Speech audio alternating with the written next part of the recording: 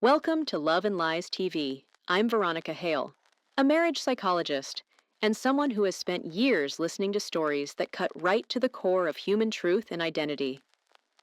Today, I want to share with you a story that begins with something that seems incredibly small: a casual, just for fun DNA test. Margaret Ellis, an Irish American woman, 72 years old, with soft silver hair that looks like morning fog, told me she took the test simply out of curiosity. Veronica, I thought I already knew exactly who I was. My whole life, I've grown up with stories of my Irish ancestors, our roots in Scotland and England. There's nothing surprising there. But life always carries shadows we don't see. When the results came back, Margaret sat in silence for a very long time. She told me her hands began to tremble, not from age, but from the feeling that everything suddenly felt unfamiliar. Half of her DNA wasn't Irish, not English, not Scottish. It was Jewish, Eastern European, Middle Eastern. She said, "I stared at that paper, Veronica, and for the first time in my life, I wasn't sure who I was." And at 72, you don't expect to confront a truth capable of redefining your entire existence.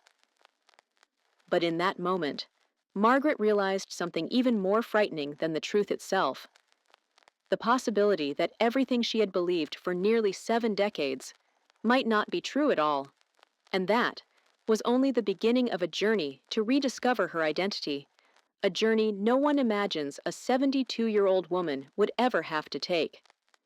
But sometimes, the truth finds us, even when we aren't looking for it. When I spoke with Margaret, I remember clearly how she gently traced her fingers across the worn edges of her mother's genealogy book. She told me, "Veronica, my mother's side is crystal clear.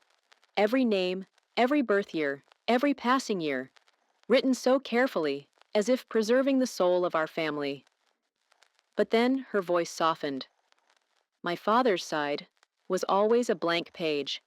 Margaret's father, Thomas Ellis, grew up in a Catholic orphanage in New York. No photos, no stories, no family line to trace, just fragments of memory, an old church, quiet meals, and the feeling of being left behind by something he could never name." Margaret told me that throughout her childhood, she always sensed an emptiness in her father's eyes. Not sadness, but an absence, like standing in a room where you know someone once lived, but there's no trace left of them anymore.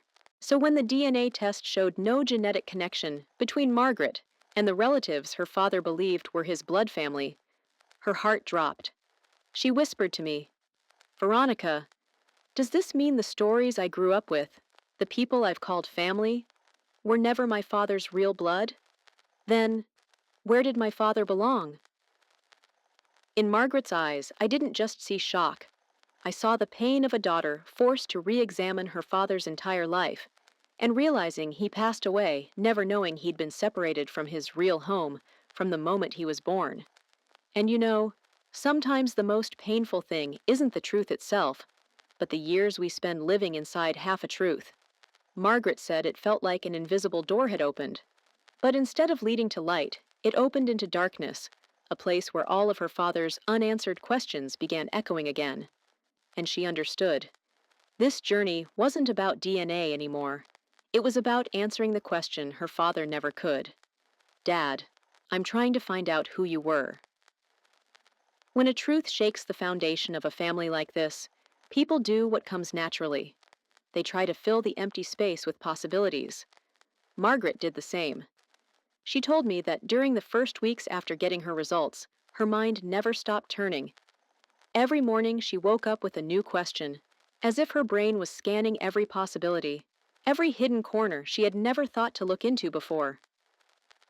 Margaret said, "I asked myself, could my father have been adopted and the family just hid it? Back then, things like that happened. Maybe they kept it secret to avoid shame or gossip." But then she dismissed it. If Thomas had been adopted, there would have been paperwork, some kind of clue. But there was nothing, only the silence of time. Then came an even more painful possibility. Did my grandmother, Have an affair? Margaret couldn't even look me in the eye as she said it.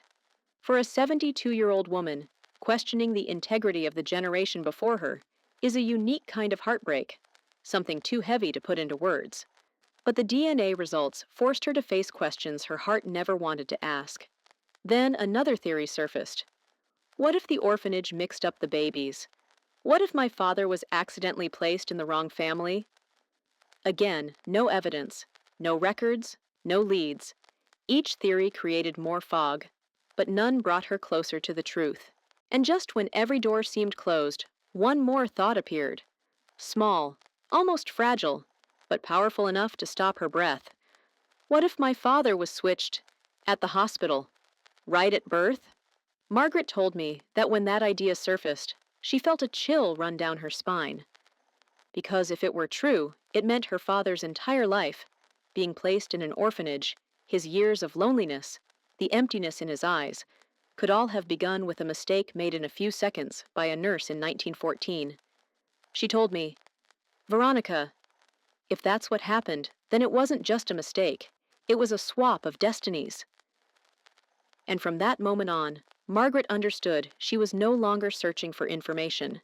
She was searching for her father's stolen life. Margaret said the journey felt like following a thin thread through darkness.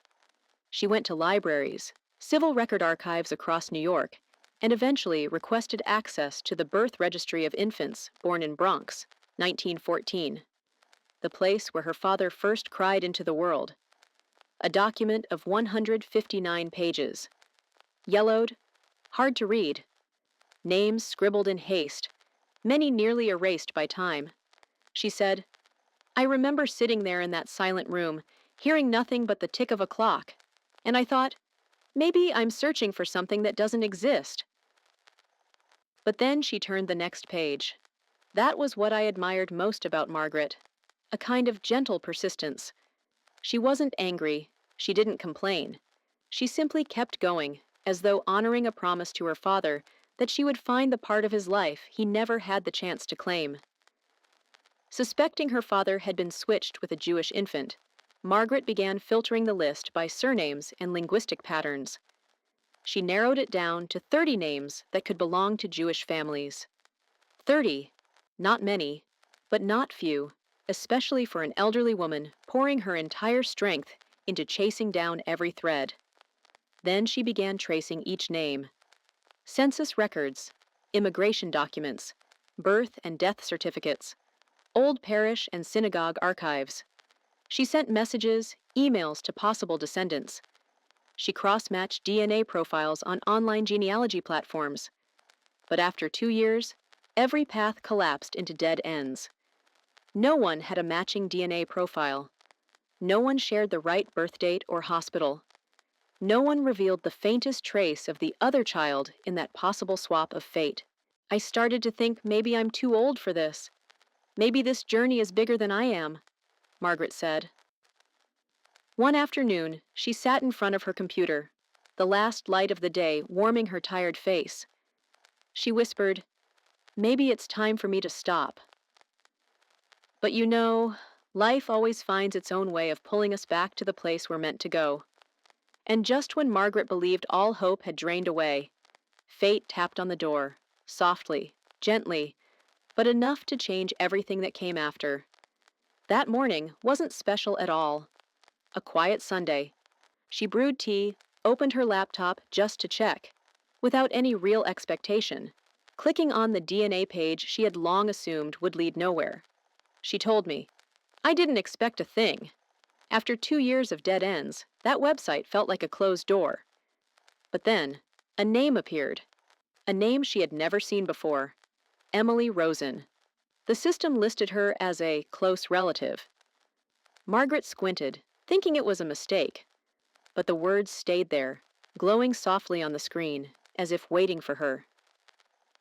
Emily, 42, living in Chicago. A Jewish woman who had never once questioned her heritage. But her DNA test revealed something completely unexpected. A heavy concentration of Irish ancestry.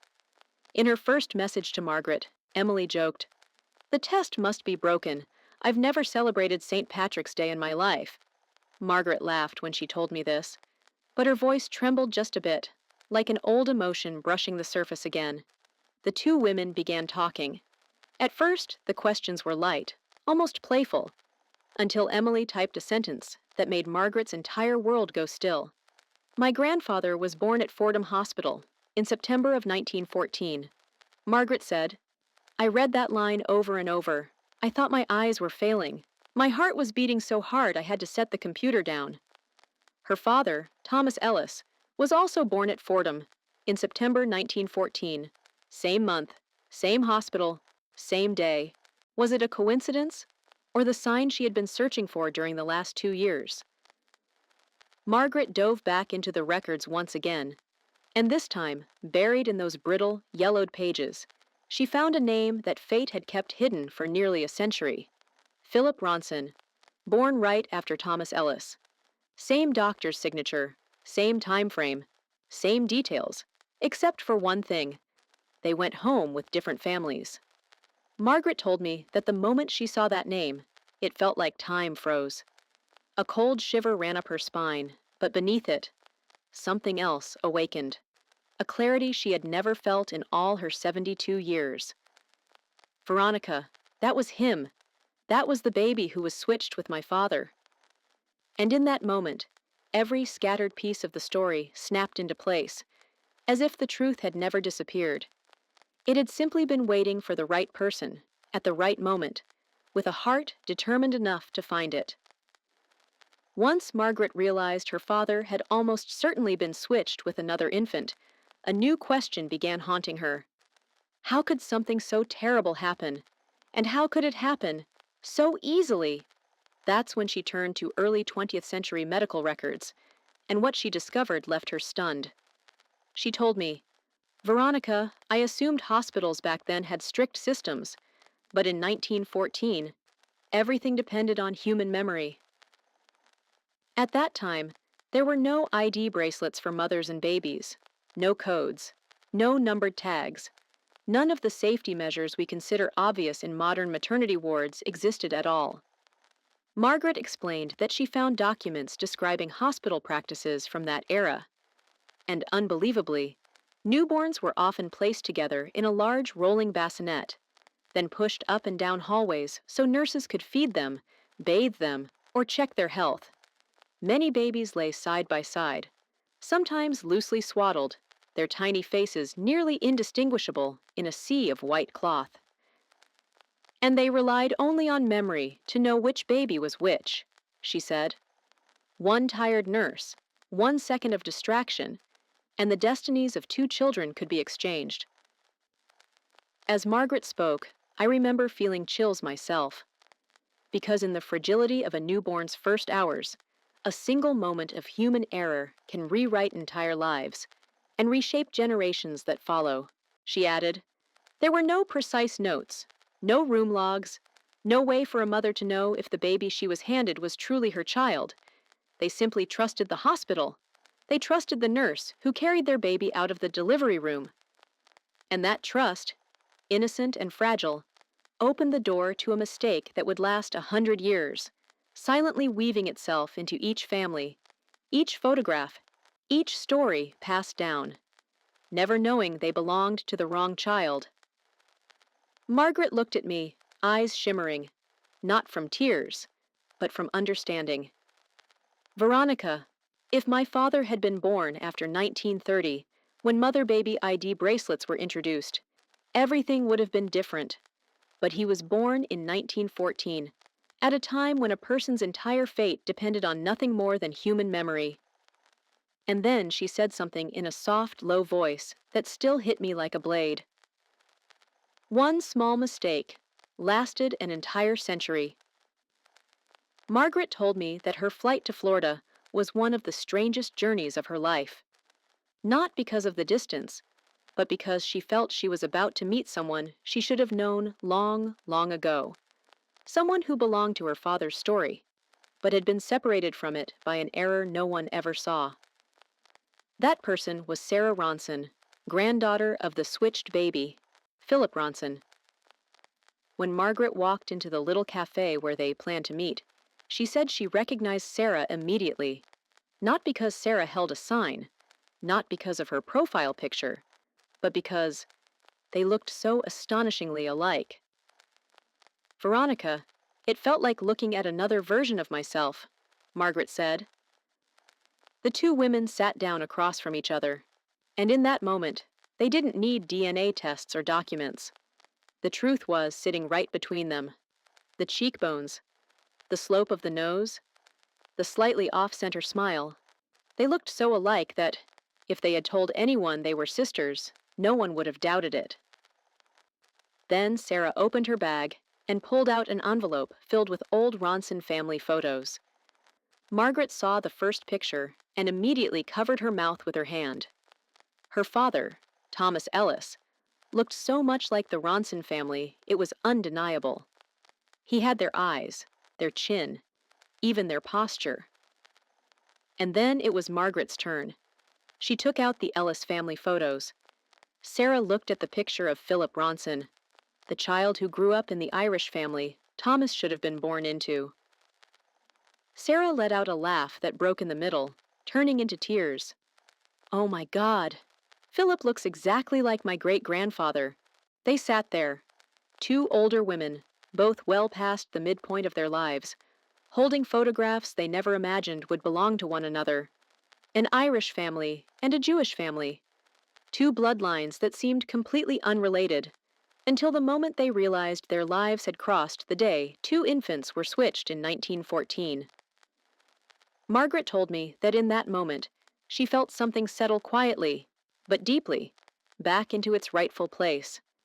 Not to fix anything, because no one can repair a century that has already passed, but to acknowledge the truth.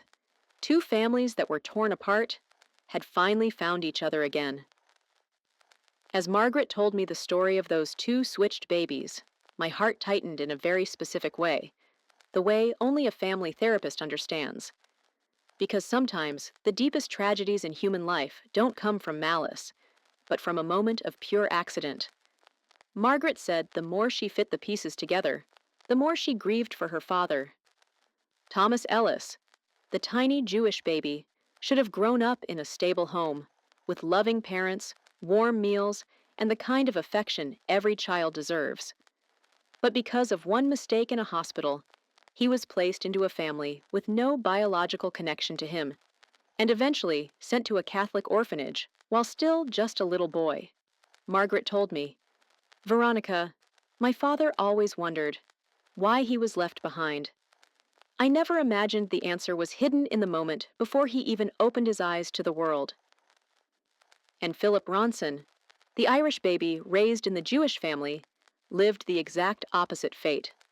Philip should have grown up in hardship, in the instability of early 20th century immigrant poverty. But that mistake placed him into a family with far more resources. A home where he had education, comfort, protection, everything Thomas never had. Two destinies exchanged. One child lost the loving childhood that should have been his. The other received a life that never truly belonged to him. I once told Margaret, no one in either family is to blame, but the pain is still real. Thomas carried the feeling of being abandoned for his entire life, never knowing it came from a hospital error, not from a mother who rejected him. Philip lived a better life, but grew up never knowing where his true roots lay. Margaret looked down at her hands as she told me this. She said that once she understood everything, she grieved not only for her father, but for Philip, two children who never had the chance to live the lives that were truly theirs. And I realized, the most heartbreaking part isn't the mistake itself. It's the time, an entire century, that passed before the truth was finally found. A tiny error made in a single moment, but a wound that lasted through 2 generations.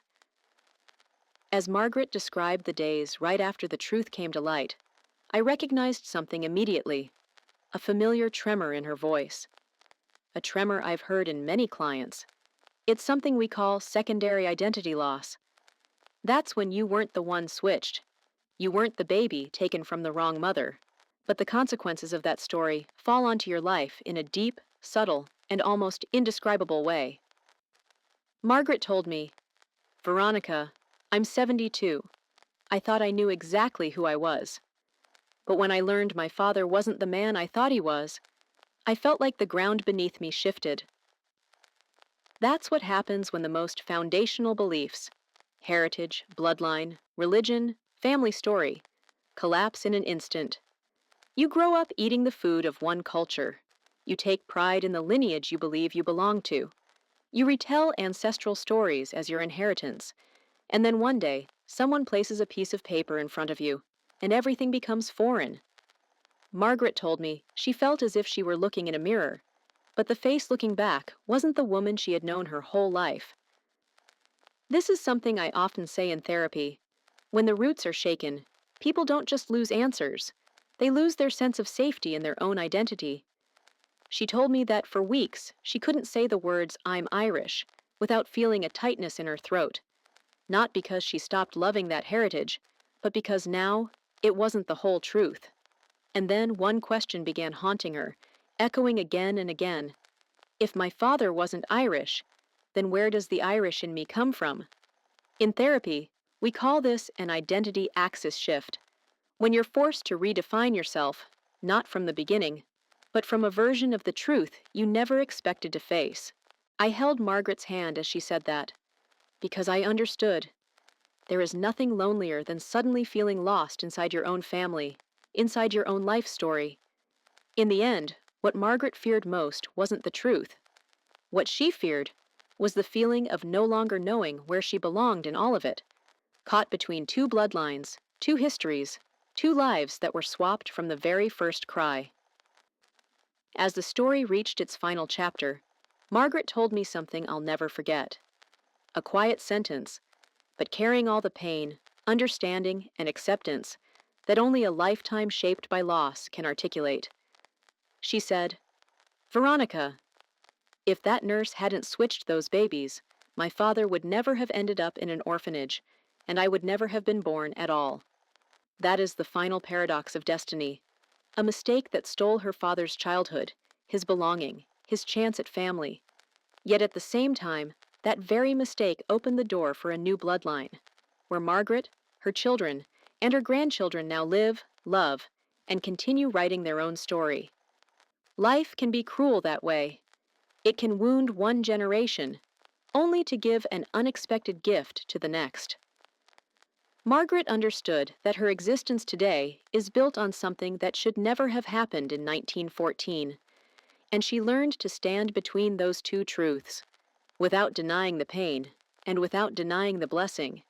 She simply stepped back, looked at the entire picture of her life, and said, "We can't change what happened, but we can choose how we tell the story, with gratitude instead of bitterness." I believe that is the greatest lesson this story gives us, that even in the deepest cracks of life, something beautiful can still grow, a family, a life, a new existence. Thank you for walking with me through this emotional journey. If this story touched you in any way, leave a comment below. Share your thoughts. Have you ever faced a truth that changed the way you see yourself? And don't forget to like, share this video, and subscribe to Love and Lies TV so you never miss the real stories. The stories that can change the way we understand love, family, and our own lives. I'll see you in the next video.